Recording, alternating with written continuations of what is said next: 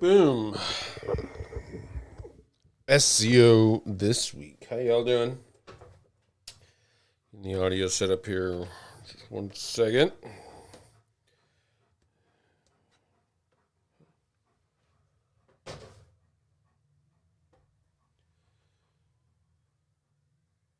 SEO this week. Welcome everyone to episode 198. As you know, I took last week off. Just, hey, everyone needs a break, really. And I had a lot of stuff to do.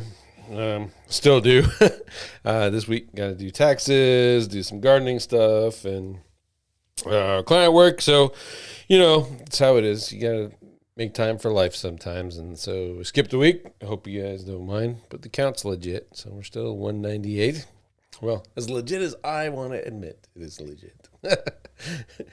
With that, let's get, I got some stories and stuff, and I think that it are pretty good. I think you guys will get some enjoyment out of them. There's a couple things in here in this data set that, data set, because one of the articles is about data, in this set of articles that'll just get your brain going. And then there's some things to look at is, just kind of help you out and to address some issues. One particular one is really cool. It's lazy loading, and how some of the software you might be doing it is actually setting you up for your pages, or more specifically your images, to not index because Google can't see them because they're lazy loaded, which is rather interesting. As always, I monitor the chat. We have the live chat here. You can see it. Hey, Alex. Hey, Ashan. Welcome to both of you. I'm sure there's more people on. If you're all watching, welcome. If you're on the Apple, thank you for joining, or Spotify, or whatever. I appreciate all of you. If you could, if you're on the YouTubes, hit the subscribe button, the bell notification, and the thumbs up or thumbs down. Engagement's engagement, and whether you like it or you think I suck, it doesn't matter. I need to know, right? And that helps get the YouTubes to show us off a little bit more. But with that being said, let's get ready with the articles. What do you guys say? Hey, James, welcome. And there's Everhart. Awesome. Cool. The old faithful crew's here. All right. So the news stories. As always, you can find the links on digitalear.com. SEO this week / episode 198. The easiest way, just click blog and then go to the latest thing in the most recent post, and typically it's SEO this week, so that's the easiest thing. Or you can Google SEO this week and find me there too, whatever. All right, so with that being said, let's get going. And I don't know how many times I'm going to say with that being said, but just for one more time, with that being said, let's look at another one. First article is from Craig Campbell. Like or love him or hate him, from SEMrush. He's got a YouTube channel. He's on Facebook. He does a lot of YouTube stuff, and he does some talking, etc., or speeches or presentations when we can actually do those kind of things. And he is from Glasgow. So if you ever want to make fun of Craig or just have a good joke on his behalf, just go ask him to say nanomites. If you're a G.I. Joe movie watcher, then you'll get the reference, and it's actually pretty cool listening to him say nanomites. Anyway, how to set up an outreach campaign for link building. As you all know, outreach is article marketing, is guest posting, is outreach.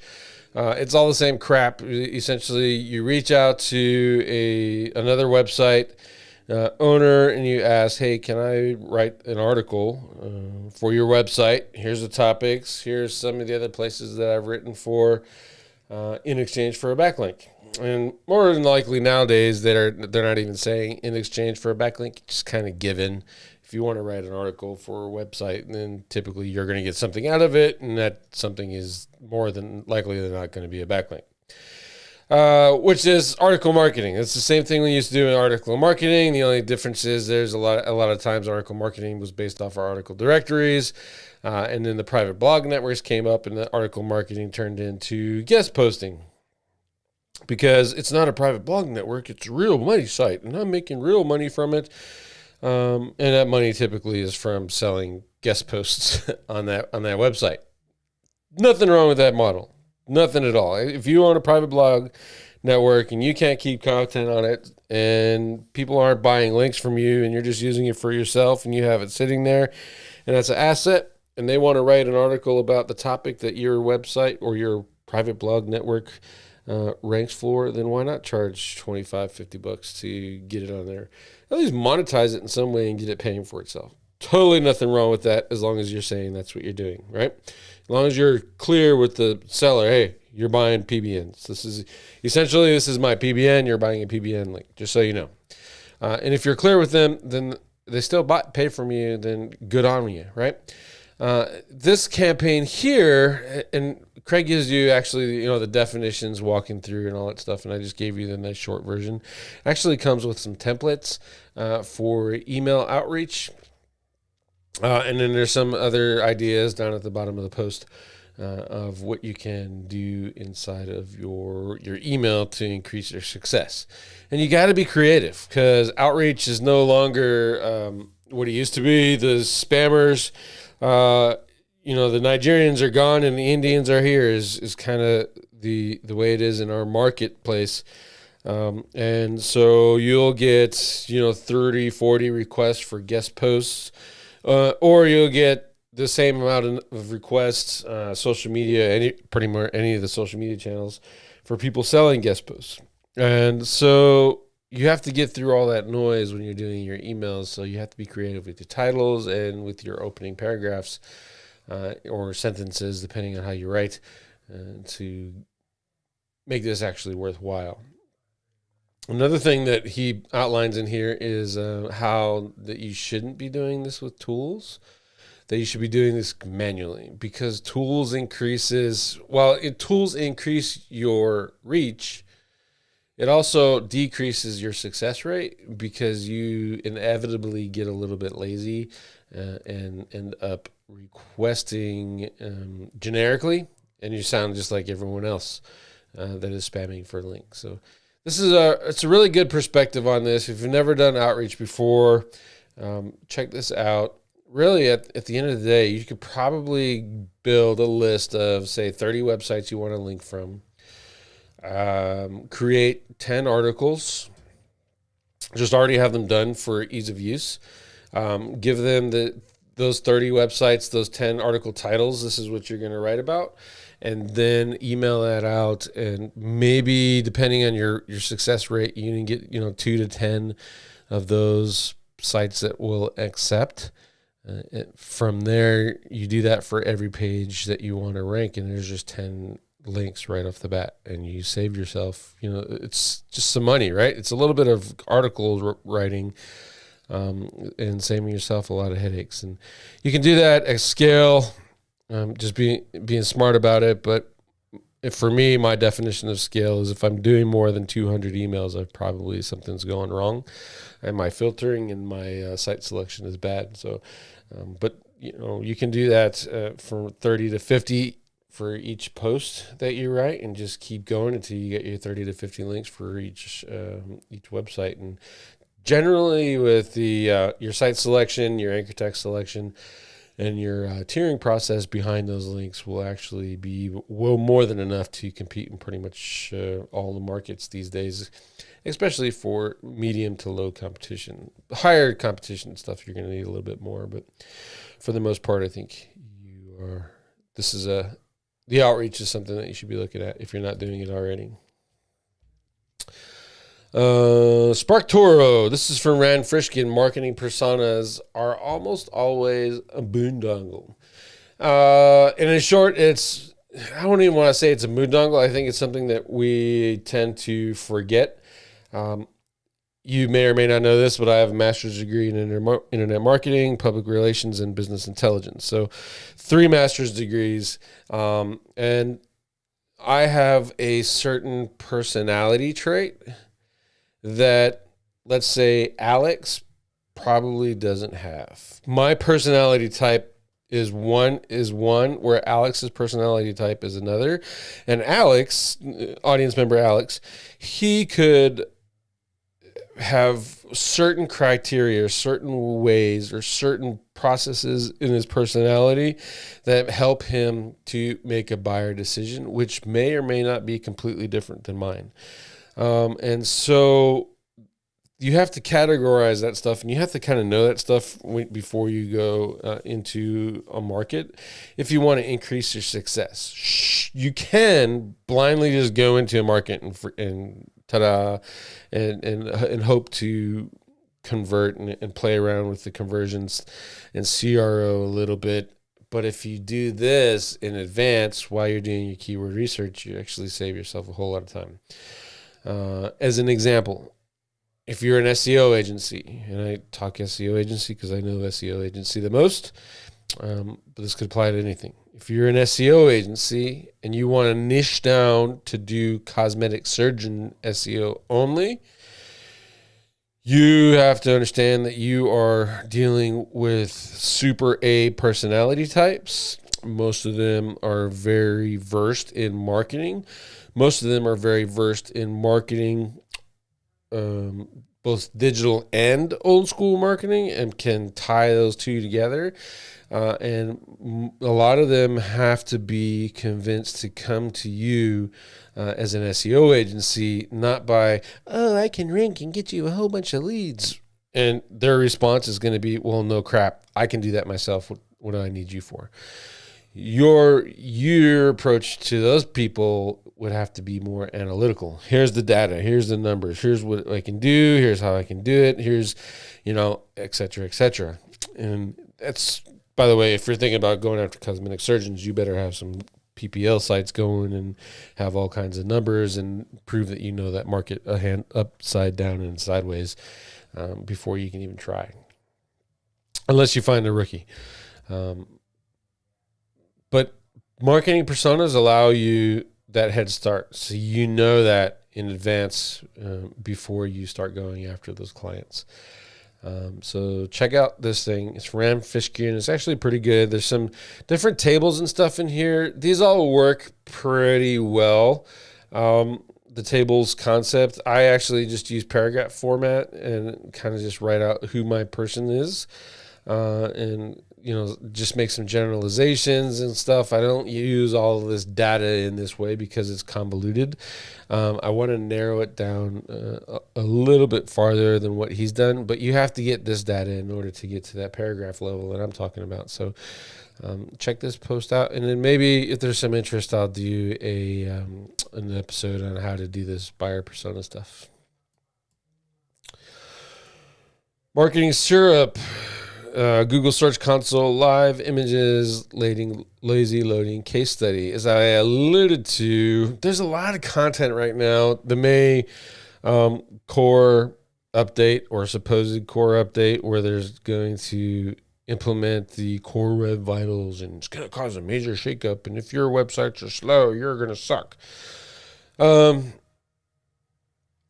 brought out a lot of this content. And so what I liked about this, and the only reason I'm sharing it, is she has approached it in a completely different way, i.e., hey, that's awesome that you have implemented lazy loading, but guess what happens if you do it during JavaScript wrong? And that the answer is Google doesn't index your images. And she goes through in here how to diagnose that. Look at the code. You don't even have to be super codey. I'm actually not entirely versed on JavaScript beyond JSON-LD, but you can look at this and kind of figure out, is your lazy loading system, whatever you're using, a plugin or it's built into your websites, is that going to be ignored by Google or not? And this is good for you, all of you, especially if you're caught up into the Core Web Vital craze, which supposedly is going live in May. Next is how to use data visualization in your content to increase readers and leads. I wanted to show this just because it's from a data visualization perspective instead of the normal build an infographic. And once you have this infographic and you post it and you give it out, you're going to go viral and build a whole bunch of backlinks naturally. Well, that's a complete and utter nonsense. You might get lucky, but for the most part, the only backlinks you're going to get is when you submit your image, your infographic to infographic sharing sites. And maybe occasionally if you do some email stuff, like occasionally I get people that reach out to me and ask me if I want to share their graphics. And I have no problem doing that. And that's another way that you guys can do that too. Or just if you want more graphics to write about and stuff. But for the most part, these things are actually really easy to create, and there's plenty of people that can find them for you. find the data for you and put something this together, or you can just do it yourself and open up Microsoft Power BI, Tableau, and there's a couple other ones that you just pump in there and just make yourself a nice little, ghetto infographic if you want to, for the lack of a better word. Like, look, this is a map thing. That's Tableau. Tableau can do that. Here's graphs. You can do that really quick inside of Power BI. You can do it in Excel. Here's a plot. You can do this in Tableau. That's a little bit more work because there's images inside the plot, but you kind of get it. And then bar graphs and pie charts and tables. Those are all like stupid easy, right? As a side note, Google likes tables. If you put a table in HTML code inside of your web pages, the likelihood that it shows up as a snippet is a lot much higher than if you have it in any other format. So I would try that.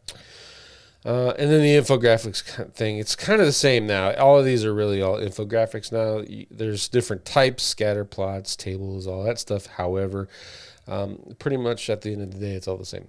There's some extra tools in here too if you want to mess around with that and check those out. But really at the end, the easiest one you probably already have is charts. I mean, not charts. Charts. You can do PowerPoint or Keynote, Excel, or Google Docs, or Microsoft Power BI, or Data Studio. They'll all create these things for you, and you can it just adds a little bit more pizzazz to your websites. Here's an extra bonus. Go to Pinterest in your market and see if you can find infographics that are being shared a lot. And then find some of the older ones that could use some updating, and essentially you're not necessarily copying them, but you're copying them, and update them with the right information that is current to the times, and then share that in the same places that the Pinterest was. And I think you'll be pleasantly surprised with the amount of traffic you get from Pinterest alone. That's a really good tip right there. You guys should implement. Okay, SEO clarity. How to hack content creation brief with SEO friendly content brief. It's a really long title for it. Here's this free content brief template. There's plenty of software, Phrase, MarketMuse, that make content briefs. And the short version is it's just they go out and they scrape all the content on the internet and throw it together using air quote AI. And then put that together in some kind of format that says, ta-da, here's a content brief. Well, you can do that yourself with a Google Sheet. The Aiden here, he made one. It's a Google Sheet, and you just make a copy of it as soon as you click this button here. And essentially all you're doing is, here's a title, summary, some questions I want to ask, some keywords and stuff. It's stupid simple. And it's probably the same level as you get from just going to Phrase and pushing a button, to be honest. But the difference is Phrase, you got to edit out, and then content brief here, you got to put in kind of on your own. The value of doing this while you're doing your keyword research is, let's say you're building out an affiliate site, and you know that you want this project to, I don't know, you're doing remote control helicopters, for example. So you're only going to do articles about remote control helicopters, and you can actually do your keyword clustering, your topic clustering, identify your silos, and then write all your content briefs out before you even build the website. And then you can plan that all out in a calendar for, 1 week, a month, or a quarter, or a year if you want to, and have those already done. So all your work's done in the initial part. You design the website and then start handing those out to writers and get your content in on a regular basis for publication. And you're off to the races. So there's no need for tools if you don't want to use them. This content brief is actually pretty decent. I have some changes I want to make to it, and then maybe I'll share my version with the SIA community. Graph theory based internal linking. I was talking about a business partner. You guys may or may not know him, is Mohammed. He is in New Zealand, and he helped me with RankGear. He's one of probably the only people that could actually help me out. I was trying to build SaaS now for 2 years now, and I've lost like $15,000 in devs that said, "Oh yeah, I can do that." And I can't. And Mohammed actually hooked that all up. But he's stupid smart, and he's got degrees in machine learning and all this stuff. So I actually had to give this to Mohammed and say, "Did I miss something in here?" Because there's two articles. It's the Botpresso article and then a Medium article. And basically what they're doing is they're saying that they use graph theory to identify orphan pages on their website or pages that are low in their silo. And typically the practice is, I want you to be 3 clicks from the homepage. Frankly, whether that's necessary or not, I'm not too sure. But that being said, orphan pages is kind of a big deal. So what I wanted to know is, well, how did they do it? So I'm sharing this one because if you want to do a case study and you don't put the how you did it, you're kind of a douche. The other SEOs, and this is just in the SEO market, other SEOs are going to be like, well, how did you do it? What are the steps? Step 1, step 2, step 3, step 4. And then the client's going to go, graph theory, WTF. You're linking my pages together. Okay, how did you do that? And there's not any of that how to in here. They're just, we did graph theory. We're so smart. And because we did graph theory, we put it all together. And now we're, only 2% of the pages are orphan pages, but we're smart. So that's what we did. Like, what is the value of it? I see in this case study, I don't see the value out of this. Graph theory. What does that mean? What did you do? All right. So we go on to their supporting article, and it gets a little bit better. This one's actually got pictures. I understood the pictures even a lot better than I understood the super nerd. Like, this was written by a intellectual who legit does graph theory stuff.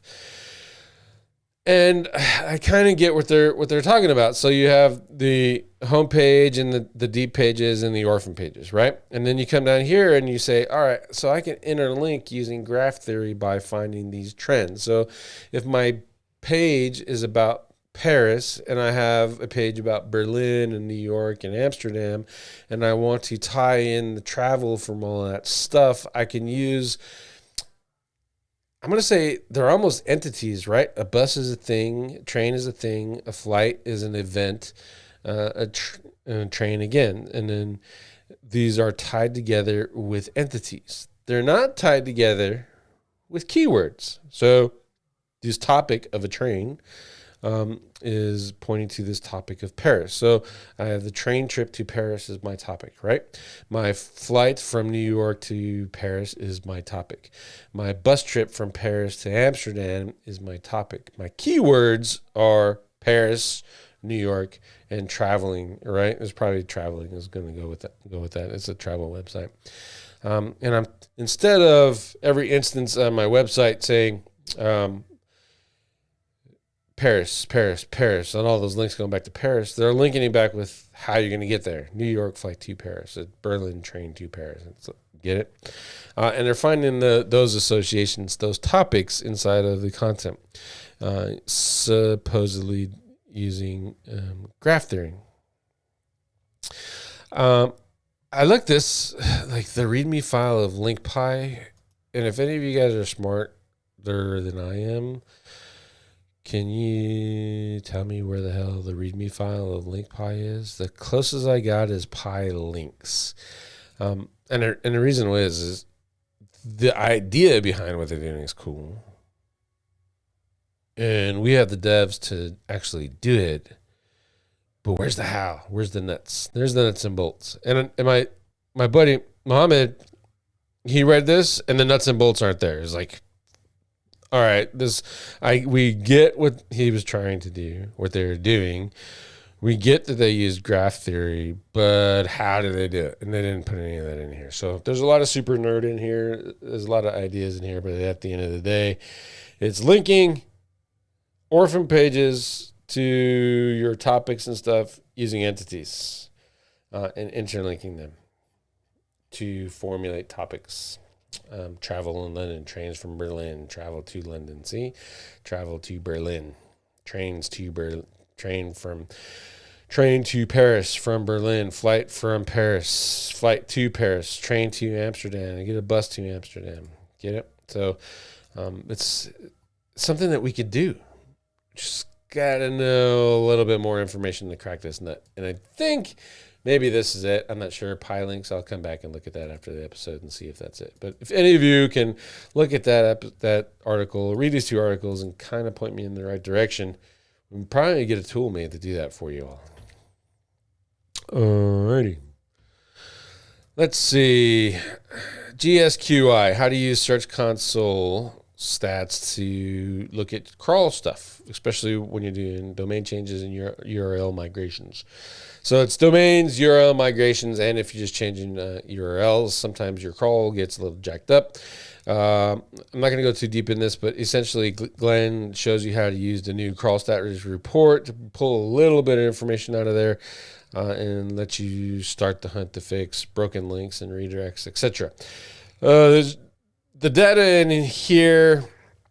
I mean, if Google's showing it, you have to check it out. You got to pay attention to it. But I think I've talked before about my thoughts on the quality of data inside of Search Console and how it's not necessarily to be trusted for a lot of things. So go in there. If you see crawl errors, check it out. If it's not there, then move on your happy way. But if it is, at least you got a little bit of heads up. A better way to check that is to run Sitebulb and or Screaming Frog. I kind of like to do both when I first take over a website, just to see if I get identical issues showing up, and that makes it easier to prioritize. But Search Console is there for you too if you want to try it out. Woo! Let's see. Last article. It's the role of SEO in news. If you're already familiar with SEO, I would just scroll down to the bottom of this. And is actually talking about news SEO, i.e. you have a news website and you have to consider SEO implementations inside of your website in order to get as much out of it as you can. Understanding that a lot of search traffic for news stuff is really like 24, 48 hours, and then after that is toast, right? Unless it's a really deep thing or you're a Democrat and you hate the current president, and then you can write about that topic for 4 years straight. But if you are in news, if you're a news publisher and you don't know all of the ins and outs of SEO and stuff, you have an SEO team, you're not entirely sure about how they explained it, and you just have a couple more questions. If they're not getting you, or maybe you're just having a little trouble with the communication, this will be a really good article for you. On the flip side of that, if you're an agency, you might want to consider copying this and turning it into an email series, because it really does walk things through in regards to what the hell's going on in an SEO campaign.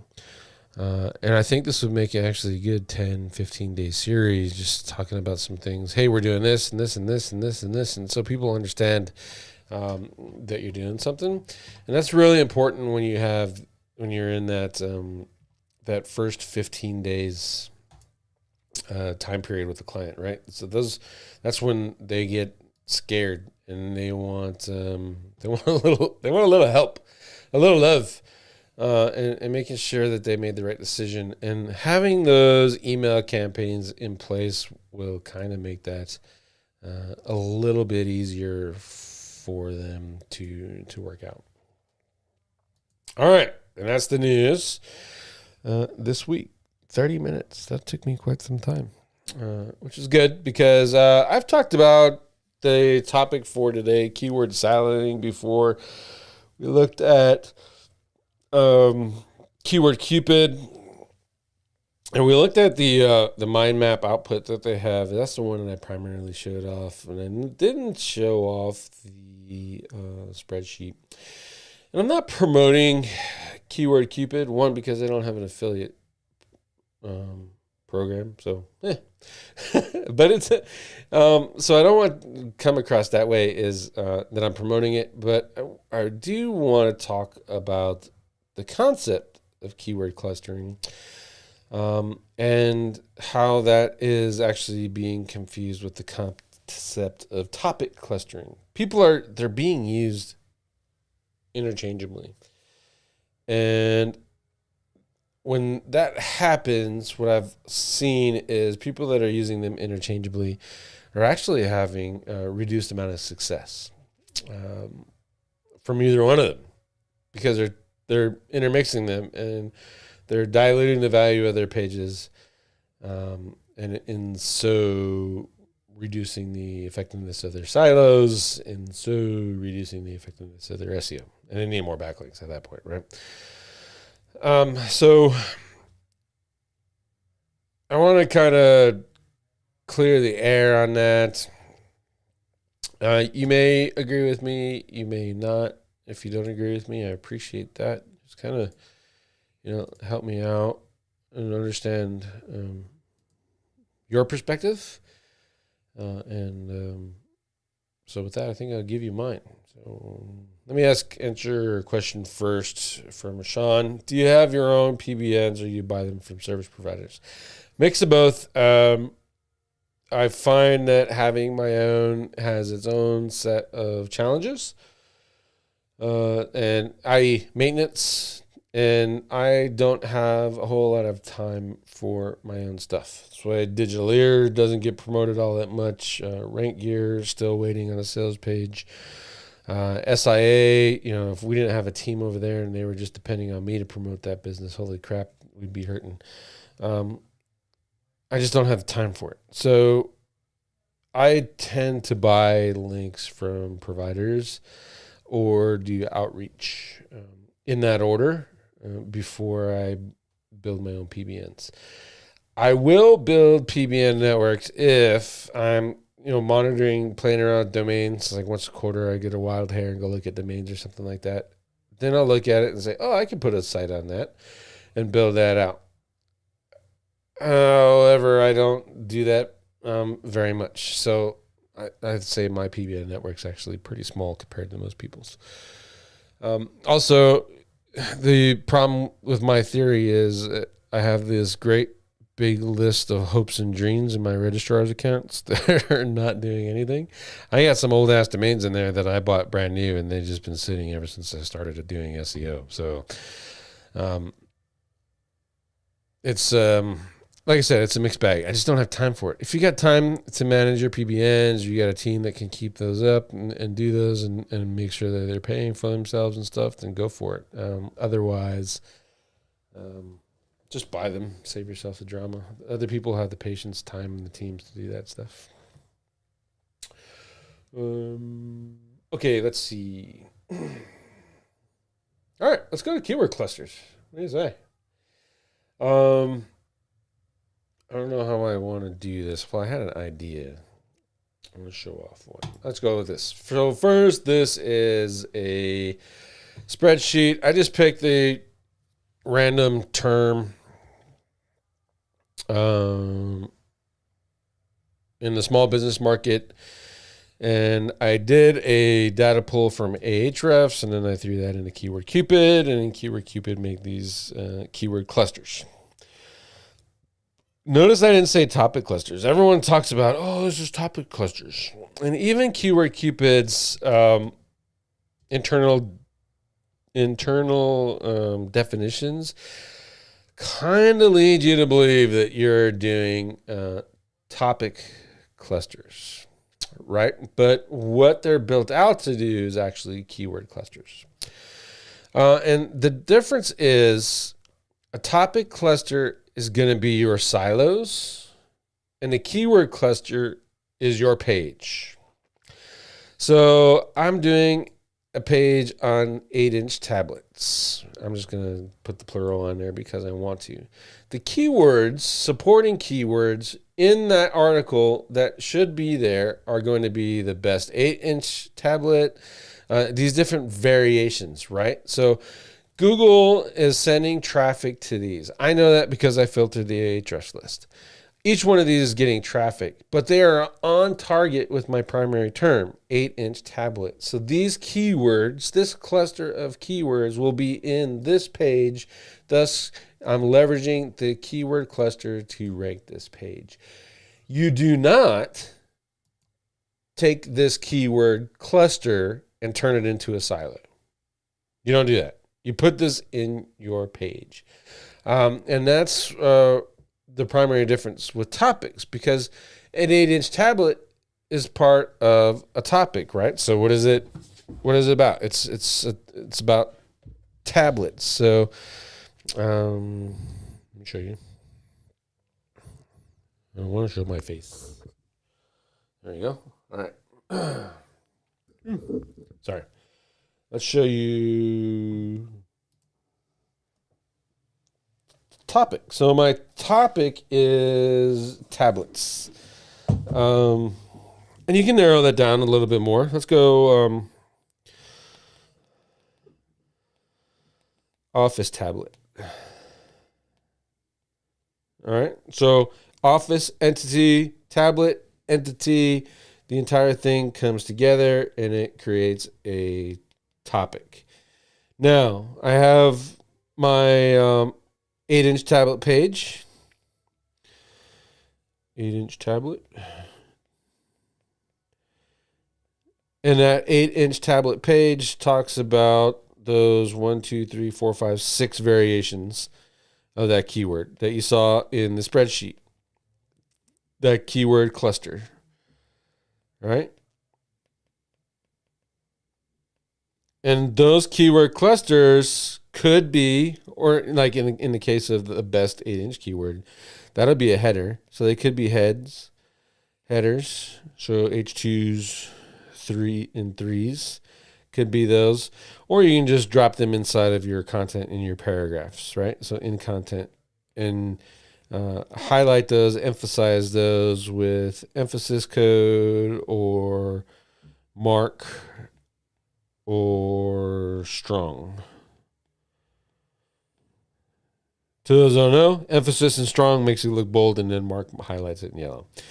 All right, so that's your keyword cluster page. Now, your topic cluster would be 9-inch tablets, 10-inch tablets, 12-inch tablets, 15-inch tablets. Those are all your topics supporting the overall topic of Office tablet, or in this case, best Office tablet, because it's a affiliate site, right? That's what we're talking about. So each one of these pages will link to the primary topic, best Office tablet, and these topic clustering pages will build your silo. Thus, now your website is covering that entire topic effectively. Best Office tablet, and then there's all your supporting pages.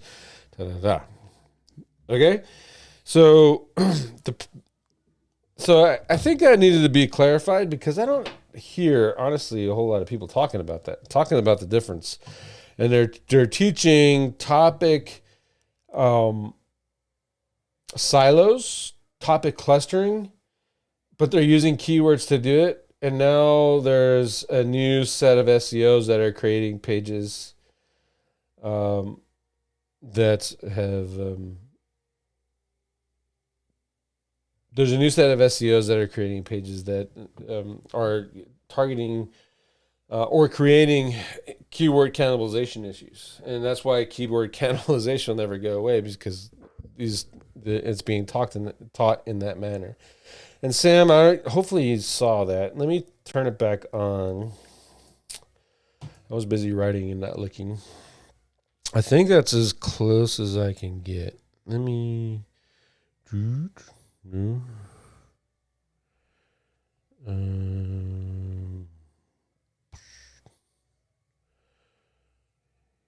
yeah, it ain't getting any bigger, Sam. I apologize. Not really. That's just technology. Sorry, dude. I could have wrote this on my browser, but it's easier to write on the iPad than it is on the website. But if it's really hard, Sam, let me know, and I'll see if I can draw something up and put it on the page. Let's see, Alex, put keyword cluster in each topic silo page. Correct. So let's go. Let me show that 8-inch tablet thing a little bit better, right? Let me delete this, and I'll just write a little bit bigger, Sam, so hopefully that helps, or a little thicker. Thicker. That's what she said. She wants it thicker. There we go. All right, so you have Office. Oops, tablets. Jesus. And I'll put best because just for clarity. All right, so there's your main topic. Your next topic is that 8-inch keyword, the 8-inch tablet right here, right? So 8-inch tablet, that is your next topic.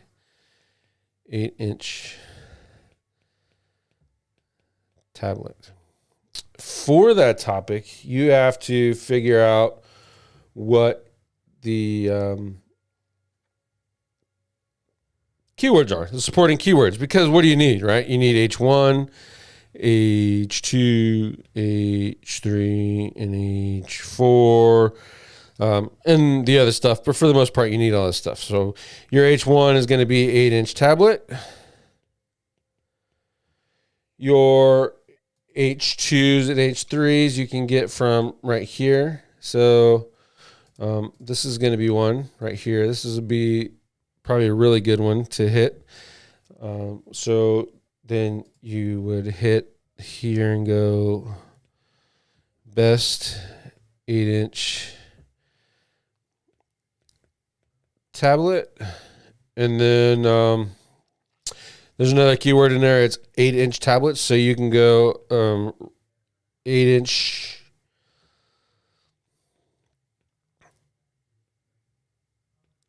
tablet.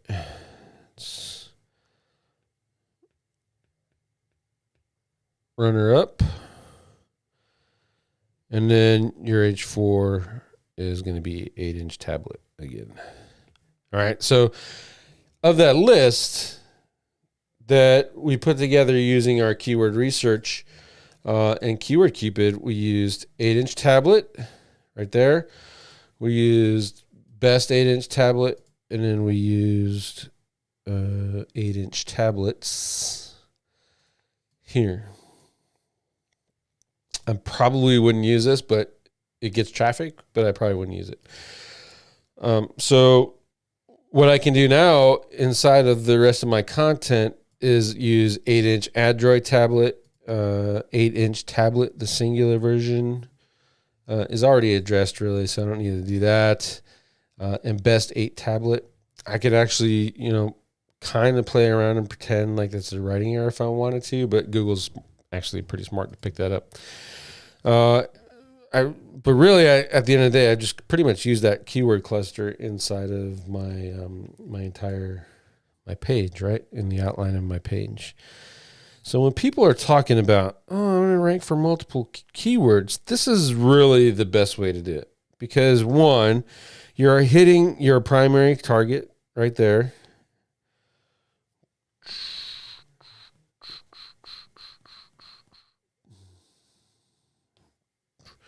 You're hitting your primary target, and then your outline for your page is there, and your optimization is already done for you. So if you're creating a list for this article would actually be really easy. You have your intro, right? You'd have a review of whatever you wanted to promote the best, and then you put some, like 3 or 4 alternatives down here, and then you'd have your closing article. And you can probably have a 1,500 word product review made off of that, that outline really easily. But what if you did it the other way? What if you did it the way people are teaching? And I don't know if they're doing it intentionally. It's just the way it's being taught right now. And if I had an 8-inch page, 8-inch tablet page, right? And then that link to that and that link that. And then because I was taught this way, now I have a best 8-inch tablets page. And then now I have a 8-inch tablet for Android.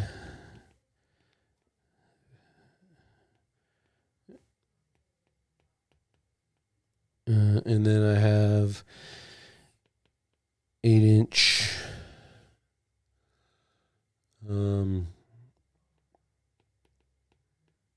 tablet.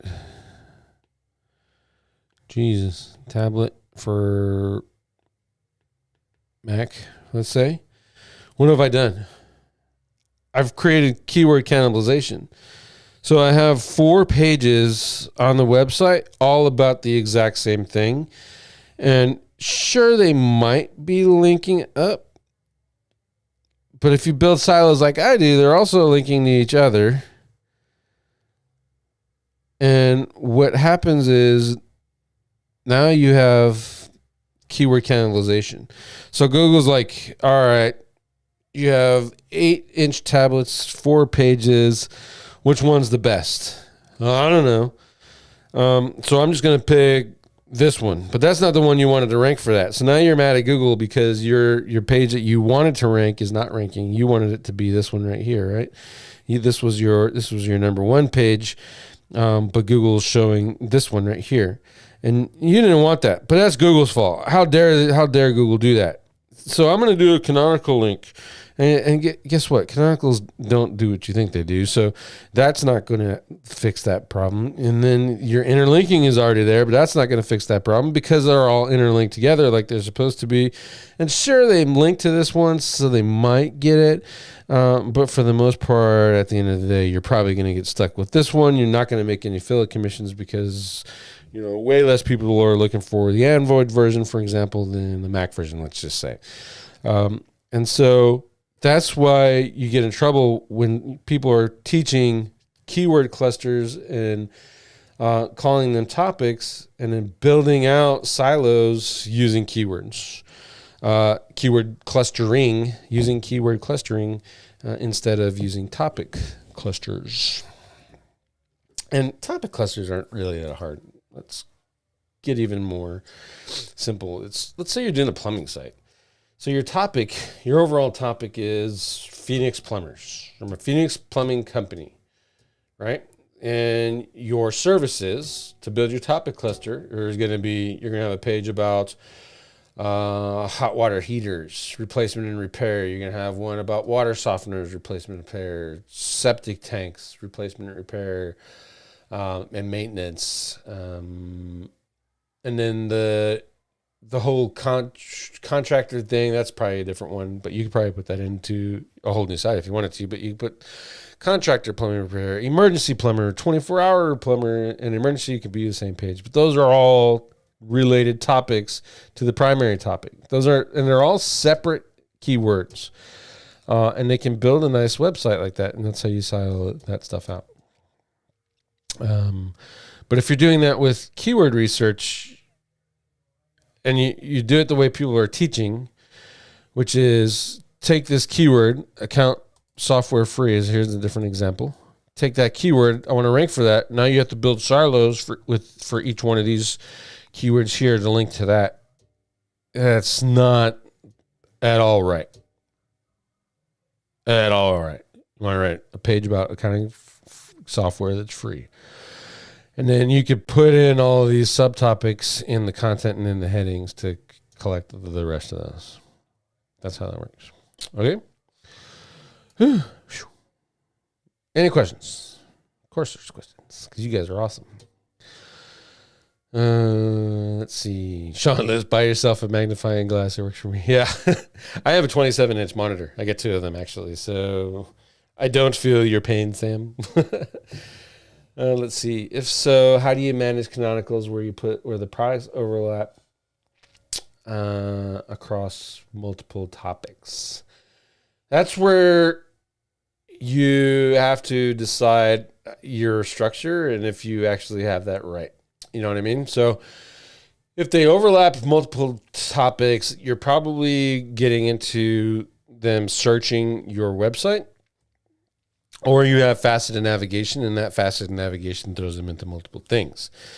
And the navigation part is not necessarily that bad. The bad part is when you're using parameters to change the URLs to fit into that new category, and it kind of dinks things up a little bit for you. That's how let's say you have women's shoes, red high heel pumps. Okay. So you have red high heel pumps, and those can fit into women's shoes. Then it can go into subcategory of high heels. Then it can go into another category of pumps. I don't know, shoes, so you can tell. And so now that page is in 3 different categories. That product is in 3 different categories. Sometimes some websites, some CMSs actually create 3 different URLs for that one. It's the exact same product, but there's 3 different URLs, and that's where the parameter stuff comes in. And I know the concepts behind it. I'm just not a techno nerd where it comes to creating parameters, but I know what to do with them afterwards. So once I'm creating them, I have that red high heel pumps page. It's going to have the canonical, and that's the owner of it. Every other reference of it, when it has the parameters in it, my dev is going to teach the website to ignore the parameters part and use the canonical of the main product as the canonical page. Hopefully you're with me so far. So it's ignoring the parameters part, and it's identifying this is the canonical. And it's showing up. You can still get to it with this parameter, but here's the canonical and do that. And so Google in turn is supposed to be ignoring the parameters part and going and paying attention to the canonical on itself. So that's how you keep that multiple product stuff, products in categories a little bit cleaner. It's the bigger your store is, man. It's kind of a pain in the ass, right? Yeah. So the more products you have, the more categories you have, the more dreams and wishes of a client you have, the bigger that thing get. And then you have Magentos and BigCommerce, Shopify. Christopher mentioned Woo. They all handle that search and that faceted navigation and the setup entirely different. So at the end of the day, just make sure that Google is indexing the product page and not indexing your search pages or pages that are created by parameters. And then you'll be okay. And think of it this way. If that product is listed on a category page multiple times, different categories and different URLs, it's fine. As long as essentially what it's doing is linking to the same page where that product is at, then you're good to go. Whew. All right.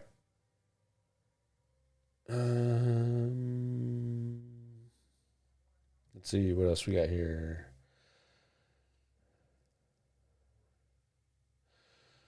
I think the problem, this is from Christopher, I think the problem can be deciding where to slice the topics, too broad, too narrow. I would venture to say I've only done too narrow one time, and I've done too broad tons of times. So more often than not, you're going to get into the too broad thing. If you're, local business guys, we all have it pretty easy, right? Plumber's a plumber is a plumber. He's a plumber in Phoenix. He's a plumber in Miami. He's a plumber in Houston. It's not too much you can really say unique about being a plumber. You know what I mean? So that local stuff, you really have it pretty easy. when you're talking about e-commerce, you can have it easy if you want to. So your e-commerce store only sells socks. Well, guess what? Your primary topic of your website is socks. It's pretty easy, right? Men's socks, women's socks, kids socks, baby socks, sleeping socks, walking socks, sports socks, nylon socks, wool socks. You can. That's where you get in trouble. Is busting that up a little bit too much. So, and then if let's say you're even in anymore, you're in automotive, like Alex mentioned automotives. You have what kind of automotive? So you have car parts, you have parts for trucks. Do you have parts for heavy duty trucks, i.e., semis? Do you have parts for light duty trucks, which is it's not a dually, it's not a semi, it's like right in between. Do you sell parts for motorcycles? You can bust that down even further. Do you sell RV parts? You know what I mean? So your overall topic of your website is automotive. And then your subtopics are truck, car, RV, and motorcycle. Those are the examples that Alex gave. And then your subtopics of those would be, in the truck case, for example, would be tires, engine, bed, towing. You could do it that way if you wanted to. In the cars, you could do headlights. I guess in trucks, you can do headlights too, or, body.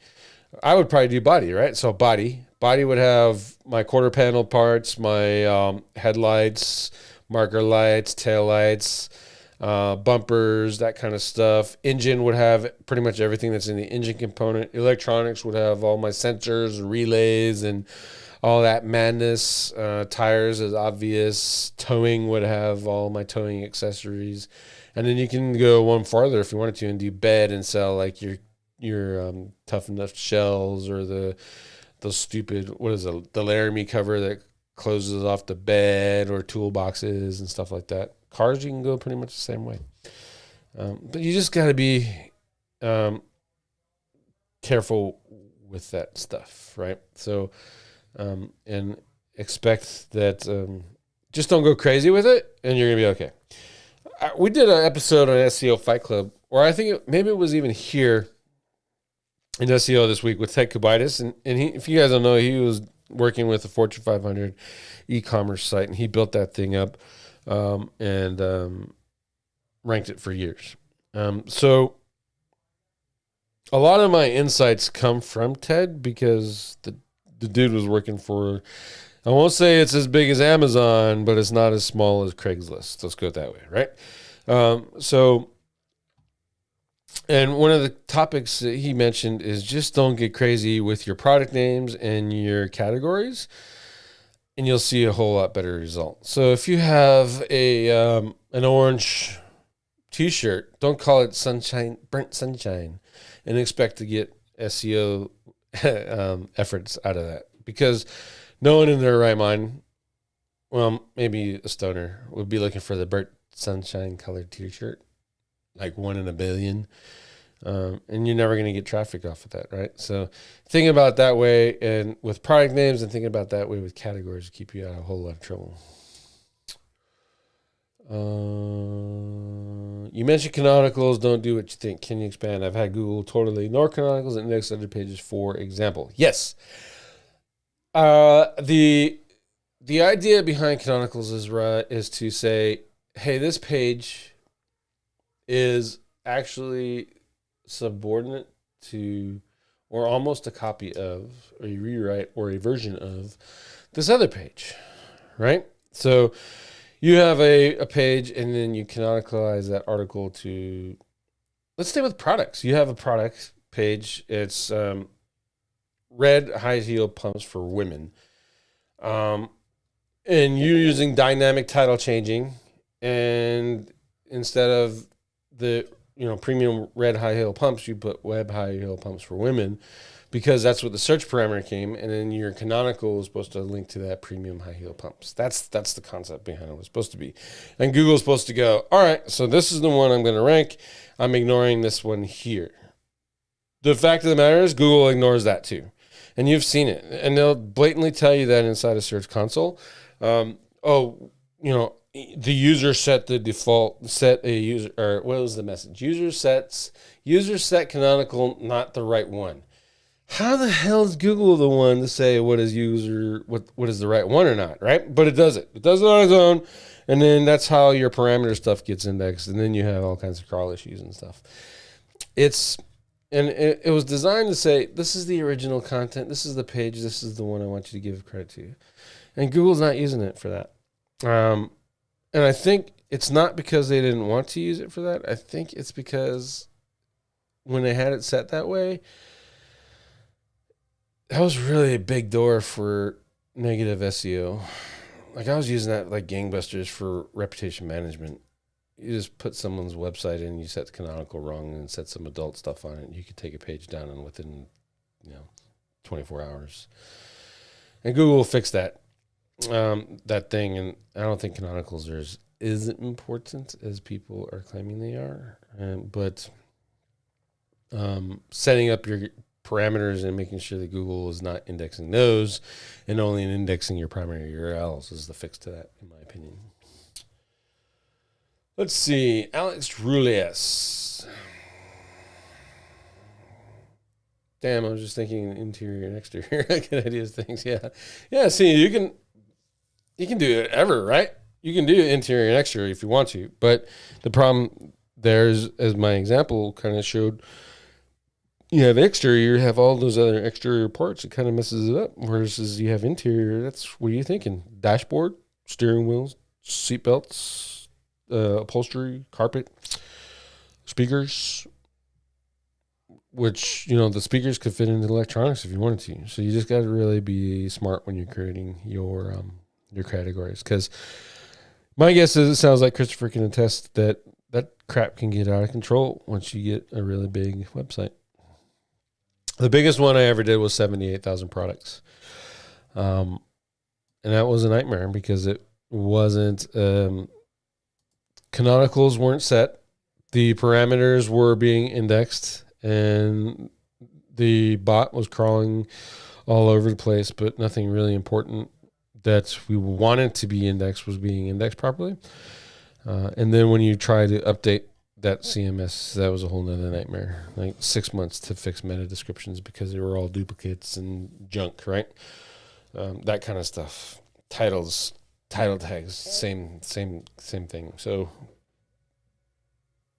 when you're getting into enterprise SEO, which is my definition is 25,000 pages or more, you're in enterprise SEO, you have to think of things a little bit differently because you're not scaling. You're not scaling that stuff. You're not writing schema for all that. You're not writing title tags for all that. You're not writing meta descriptions for all that. You're just not doing it. You're not updating all your description, product descriptions for all that. You're not doing it. You don't have the time, and you don't have enough time in the day, and you don't have enough money, and the client's not going to pay you that much to invest that many people that it would take to do that quickly.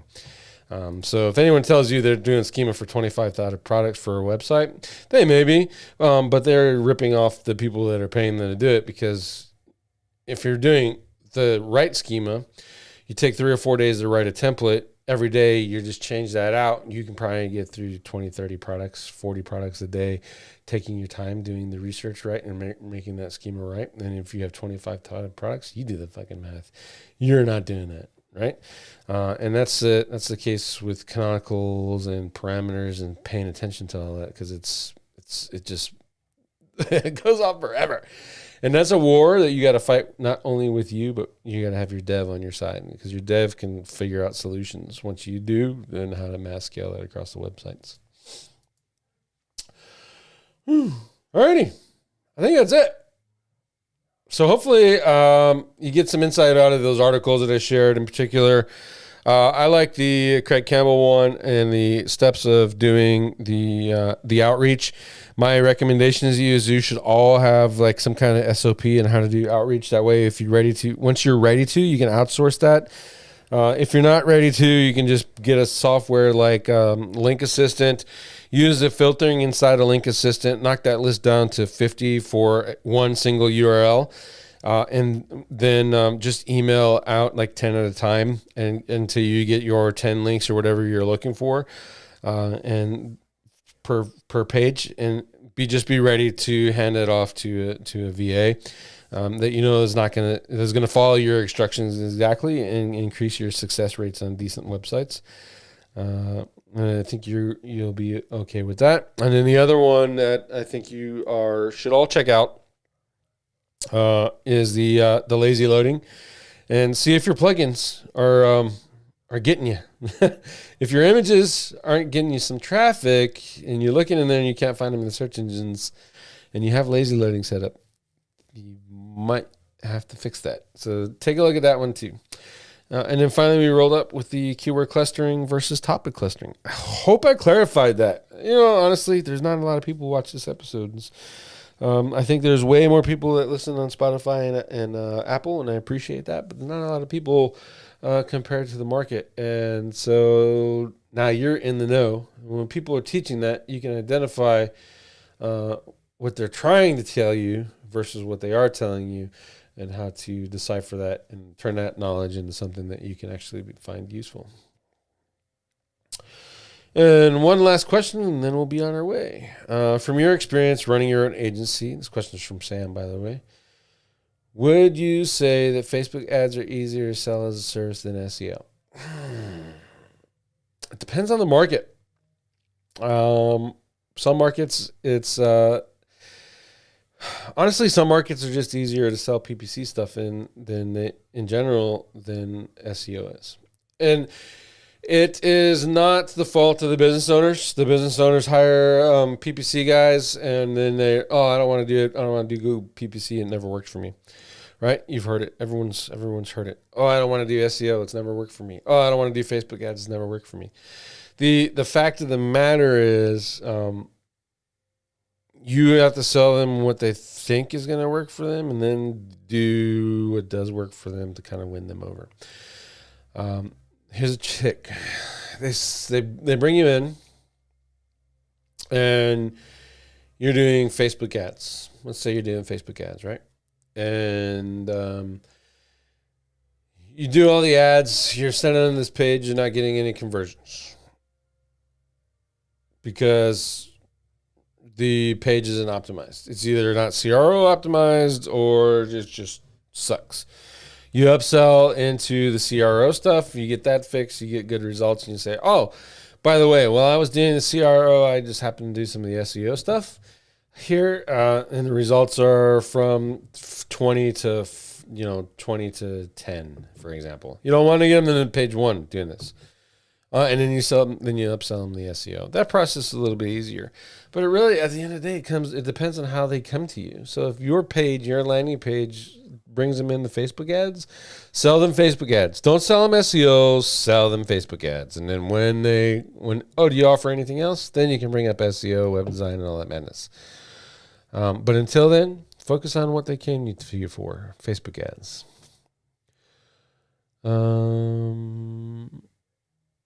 And final note from Elton. Thanks for explaining the differences of keyword and topic clusters. Always had trouble understanding how to implement them. Good. Hopefully you walked away with some good information and that's something that's actionable. And with that, everyone, thank you very much for watching. Thank you for coming live. Thank you for listening on the podcast. And I appreciate all of you. Hope you all have a great week. This has been SEO This Week, episode 198. See you next week. Bye.